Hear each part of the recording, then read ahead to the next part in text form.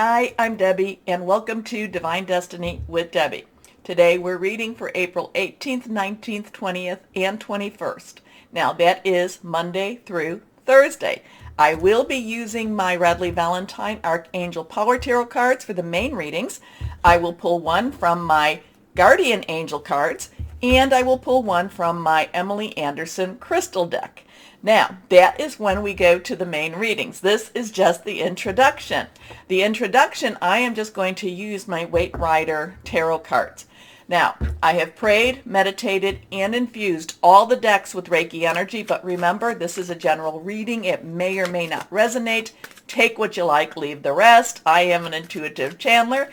I open myself up to higher power. My job is just to deliver the message. Whatever it is, whatever comes through. Now, this is that really good time that you might want to take a moment to go down and like, share, subscribe, and click on the bell for notifications. I do think that I get a little bit, my channel is not necessarily promoted with YouTube. I don't know if that is because it's too positive of a message. I'm not sure.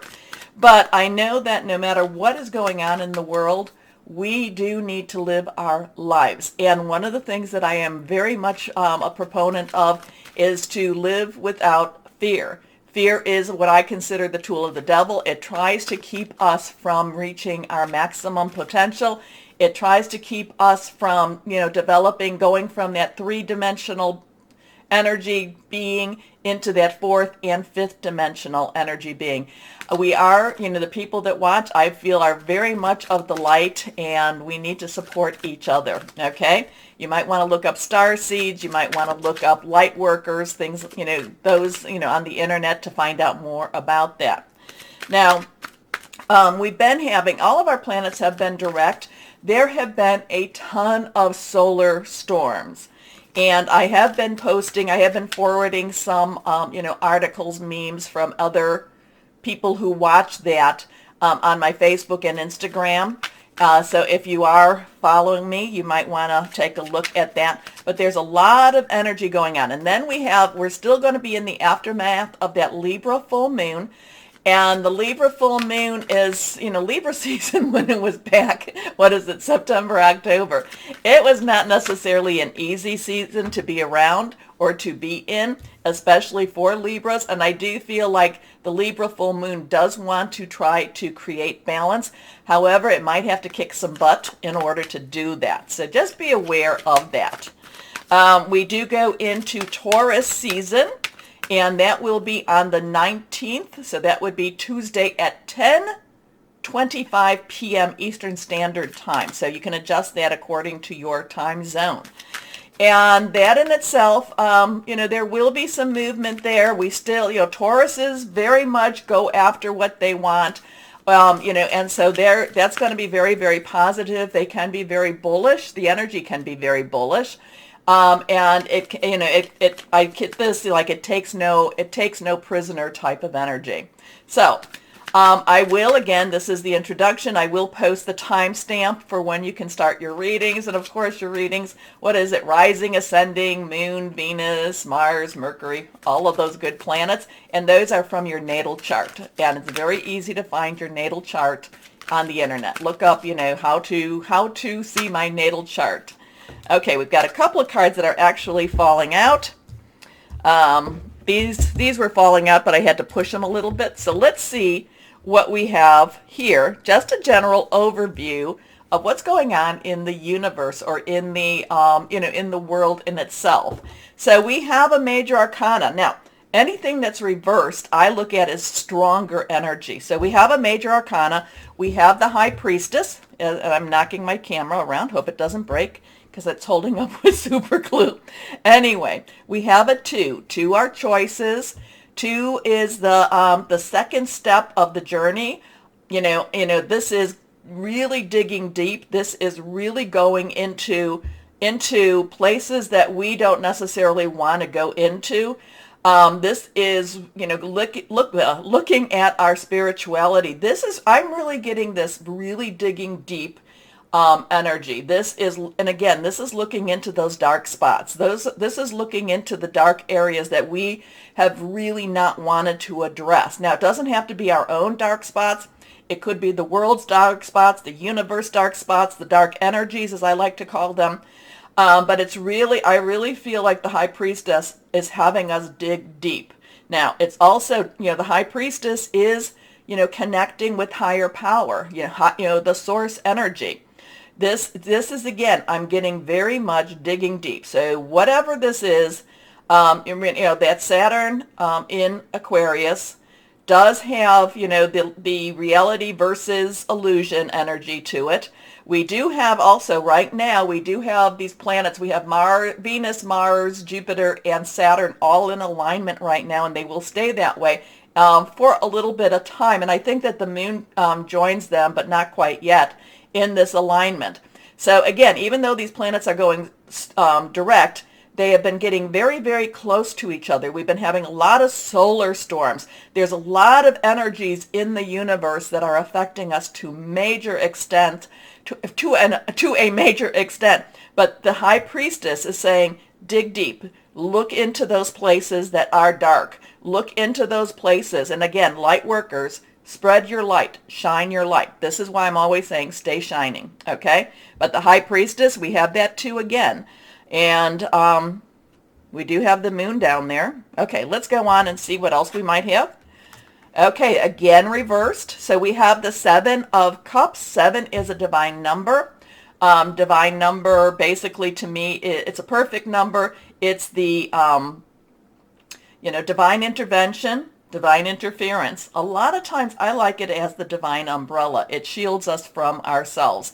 Cup energy is our water energy. It is our Cancer, our Pisces, our Scorpio energy, fluid, emotional. Something's going to be going on with Scorpio going forward. Can't quite say what that is just yet, but I remember that there's something, something connected. The Scorpio is going to kind of rear its head a little bit, rear its energy. The Seven of Cups is choices. So there are some choices. Is it the choices to look into the dark energies? And I'm not saying to practice the dark energies. I'm just saying that the High Priestess to me is really discovering discovering what these energies are all about, or as much as we can tolerate and handle. The Seven of Cups, again, is about choices. And then with the choices, what do you do with the information? That many of you know that, I was in healthcare. Well, I'm still in healthcare, but I'm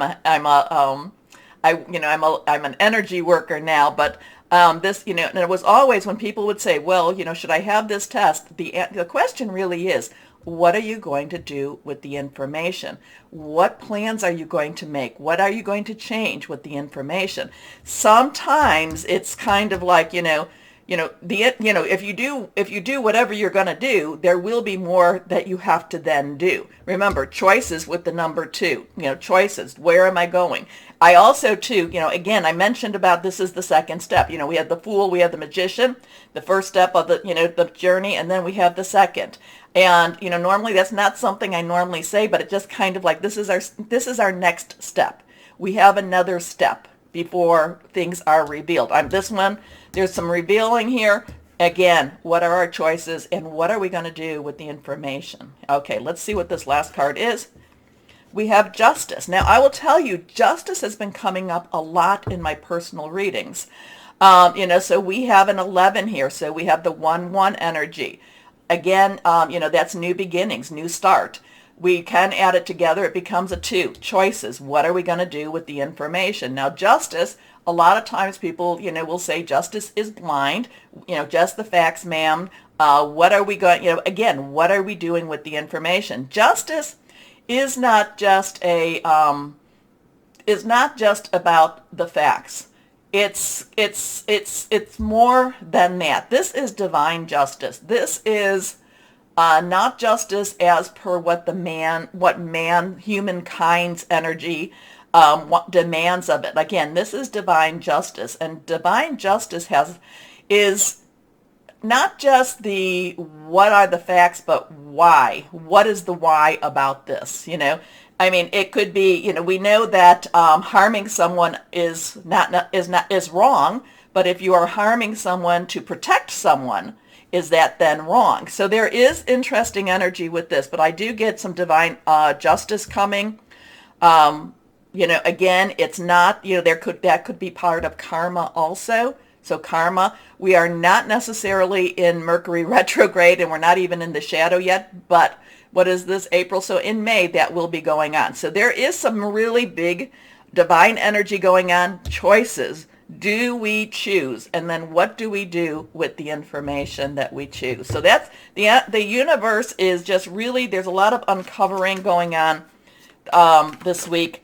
We do also have, this is, there are a lot of holy days this week also. So, we have a lot of divine energy going on. No matter who or what you follow, who you believe in, there is a lot of divine source energy going on. I am now going to do something. I'm just going to pick one card. Okay, or I'll let it jump out, which it just did. It was sideways. We have the three. We have the Three of Swords. Swords energy is our Aquarius. Remember, Saturn's in Aquarius. That's part of that planetary alignment. We also have, it's Gemini. Mercury will be going into Gemini the end of this month, I believe. We also have Libra full moon. So this is, our thought processes, making our plans, hearing news. Now, we also have a 3 here. Now, 3, lot of power in 3. So, you say something, you do something, you put out to the universe something in 3s. There's a lot of power with that. There's also celebration. There's also creativity. Now, a lot of people don't like this because this has pain. There's pain related to this. There's hardship related to this.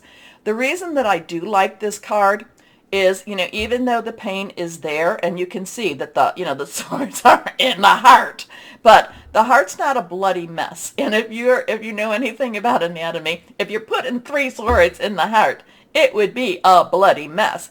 Also, too, it does feel like, it does look like the rain clouds are behind it.